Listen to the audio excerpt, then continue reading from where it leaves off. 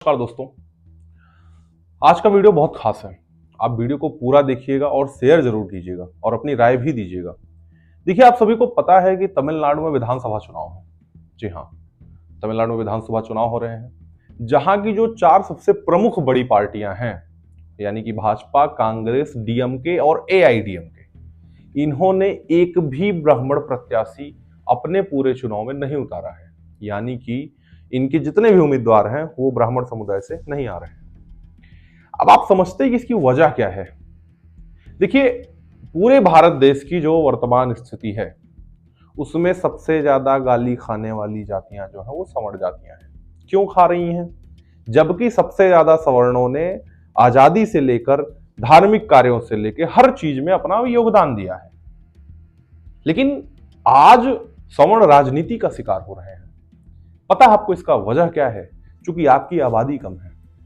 तमिलनाडु में सिर्फ 3% ब्राह्मण है, मात्र 3%, और कई ऐसे क्षेत्र हैं जहां पे 10% से ज्यादा ब्राह्मण रहते हैं। लेकिन उसके बावजूद भी एक भी ब्राह्मण कैंडिडेट ना बनाना, यह बेहद निंदनीय है और बहुत दुखद है। आप सोचिए कि आज ब्राह्मण समाज बहुत ब्राह्मण हाशिए पर है और कितनी गिरी हुई निगाह से हर एक जाति उसको देख रही है। अपने ही देश में रहकर ब्राह्मण सुरक्षित नहीं महसूस कर रहा है। देखिए, जितनी भी राजनीतिक पार्टियां हैं ये सिर्फ जाति के नाम पर बांटी, और आज जिसकी आबादी कम है उसको नजरअंदाज कर दिया जा रहा है। लेकिन क्या मजाल इस पर कोई बोल दे, कोई ब्राह्मण नेता प्रतिक्रिया दे दे। बहुत बड़े बड़े पदों पर बैठे हुए हैं, लेकिन आपको पता है सबको अपनी दलाली चलानी है, सबको अपना कैरियर आगे सेट करना। उसको नहीं मतलब है कि आज उसके समाज की वर्तमान स्थिति क्या है। और सवर्णों की खास करके आप पूरे प्रदेश में, पूरे देश में स्थिति देख रहे हैं, और ये अभी तमिलनाडु में हुआ है।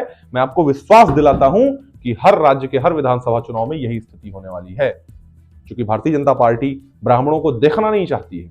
ये सवर्ण विरोधी पार्टी है। आपको क्या लगता है कि क्या उत्तर प्रदेश चुनाव में ये स्थितियां नहीं होंगी? बिल्कुल होंगी। कोई भी पार्टी, मैं किसी पार्टी की तरफदारी नहीं करता हूं, ये सारी पार्टियां सब एक ही हैं। इनकी विचारधारा एक है, इनकी राजनीति करने की शैली एक है। जो धर्म को बेच सकता है, जो धर्म के नाम पे राजनीति कर सकता है, जो दो हिंदुओं को आपस में लड़ा सकता है, इससे गिरी हुई राजनीति की अपेक्षा आप क्या करेंगे भारतवर्ष में?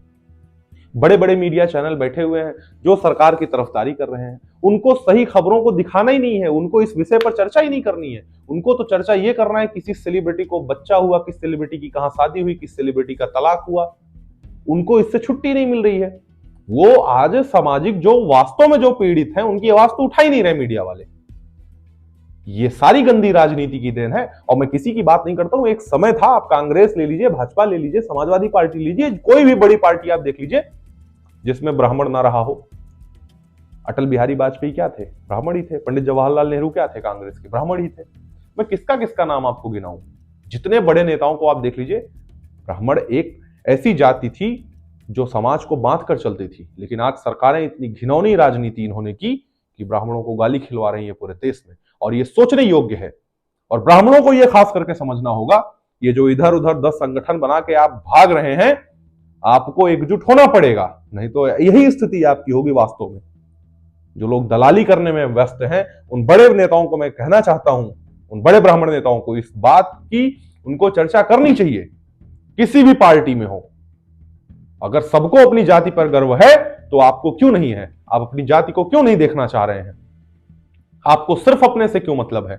हम 50 संगठन बने हुए, एक जिले में आप चले जाइए, 50 संगठन बने हुए हैं ब्राह्मणों के। क्या मजाल कि वो एकजुट होकर एक संगठन बनाकर एक व्यक्ति को मजबूत कर दे? नहीं, वो 50 अलग अलग रास्ते पे चलेंगे। और यही स्थिति आप देख रहे हैं और इस तरीके से होगा।